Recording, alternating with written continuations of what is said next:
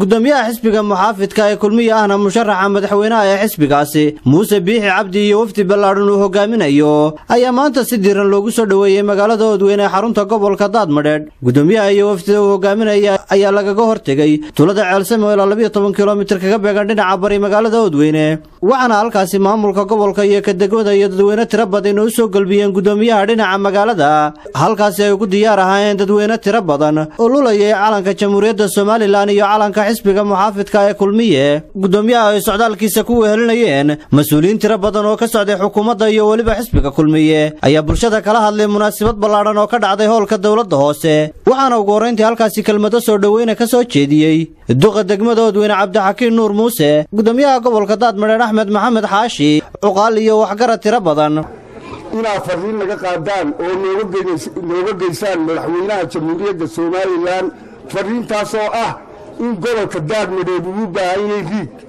waxaan u sheegaynaa wasiirada iyo maxay gudoomiyaha xisbiga fariintaa in badan baanu ku cabanay. waxaan leenahay idinkoo xukuumadii ah naga qaada.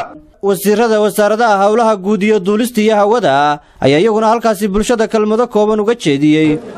waxaan jeclahay inaan u mahadnaqo dadweynahan sharafta leh ee soo dhaweynta ballaaran ee qiimaha iyo sharafta leh ku soo dhaweeyay gudoomiyaha xisbiga kulmiye ahna madaxweynaha mustaqbalka Jamhuuriyadda Soomaaliland. tan kale maanta taagan ee maanta wafdigan halkan u marayo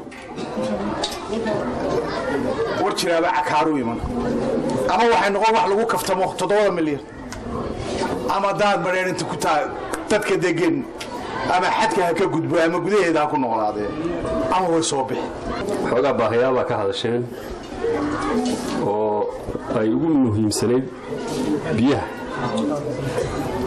waa noloshii waqtiga inta laga waday dawladii la xisbigii oo guur iyo biyo ka codsateen dib faramanaan kala noqon meena biyihii waa idinka hawlgalaynaa waa idin raadinaynaa. ugu dambeyntiina gudoomiyaha xisbiga muxaafidka ee kulmiye Muuse Biixi Cabdi ayaa halkaasi kooxda gaashaan ku gudoonsiisay koob ka turjumaya soo dhaweynta iyo taageerada ay u hayaan. marka hore waxaan ku raacsan laga horeeyay Daadmadheedh maanta aad iyo aad baan u halgelinaa.